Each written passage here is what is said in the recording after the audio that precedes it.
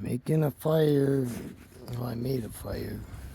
I hope my ash doesn't blow away. I'm making ash is what I'm doing. Coat my pedal board. I'll explain that here in a minute. Well, I gotta wait till this cools off and then I'm gonna have to put something over it. Anyways, I'm making a pedal board.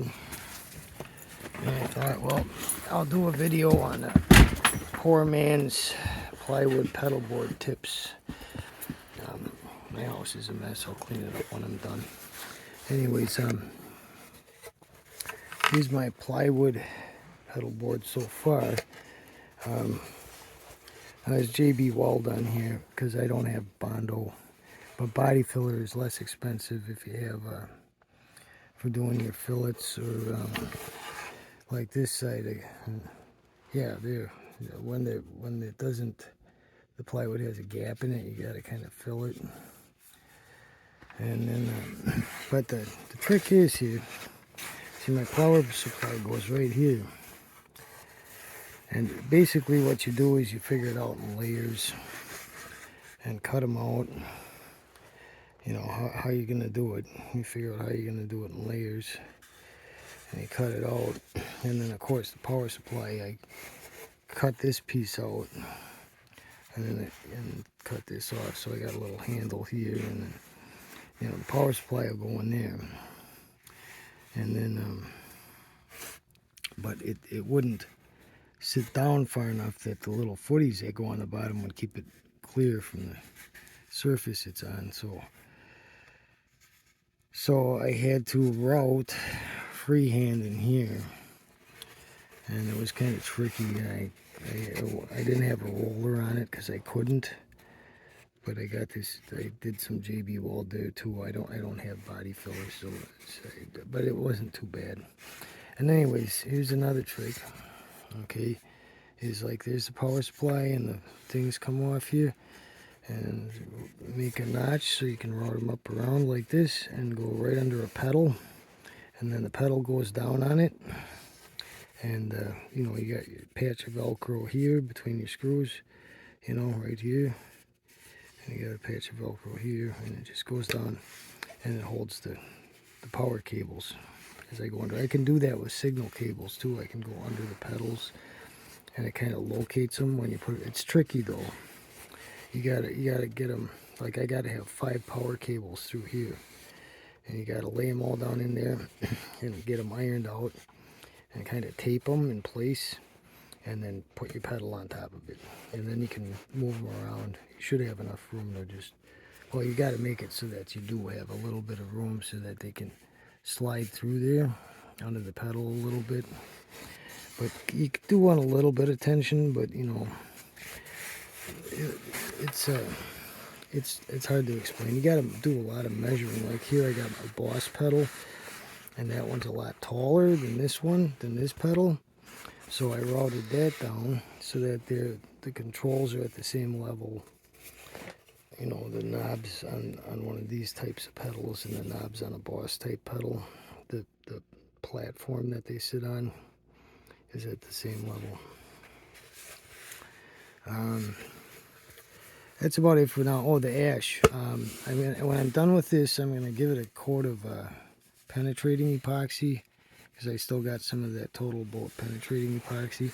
I'm going to put that down, and then I'm going to take some of that ash and sprinkle it on there when it's starting to tack up, and then just pat it into the epoxy. You know, the ash. It'll be messy, but you know, and then you let the epoxy cure completely, and then you just take some, you know, you blow it, dust it off, blow it off, and take some sandpaper and just give it light dressing, and it'll kind of like have like a textured finish to it that like hides all the little imperfections and stuff. But I took a 5/8 round over on these on the bottom edge, so that, you know, when I go to pick it up off the floor, I got a little something I can get my fingers to grab onto a little bit. But the main idea here is I got this little ledge here that I can hook a couple fingers on, and then I'll be able to hook a couple fingers in the wah treadle, and then I'll be able to, between that corner and the wah treadle, I'll be able to just pick it up and put it in my gig bag. So you know, routers are tricky. Routers are scary. If you've never done any routing before, maybe this isn't your thing, but you could try to learn. But you always got to make sure that your cutting bit is going, like if your cutting bit is turning this way, that you're feeding that way. Like the bit is going the opposite direction that it's feeding. Because if you make it so you like it's walking the way that way, it'll take off on you. It's dangerous. It's actually dangerous. You know, you got to be careful.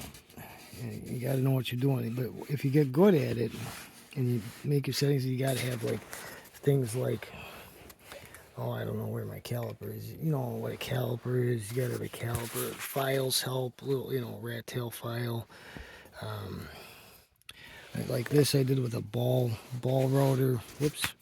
This I did with a ball end router. This I did with a, I don't know what they're called, the flat ones, the facing ones. And then this I did with the 5/8 round over. This I did with the facing one. Anyways, it ends up being pretty custom, you know, like all the pedals fit perfect and everything just has enough space for the jacks and everything. And but it is tricky routing under pedals because you got to get the cables to sit flat. But tape helps, but you can't put any tape where you're going to put the pedal, otherwise you can't get it out of there, and it keeps the Velcro from grabbing.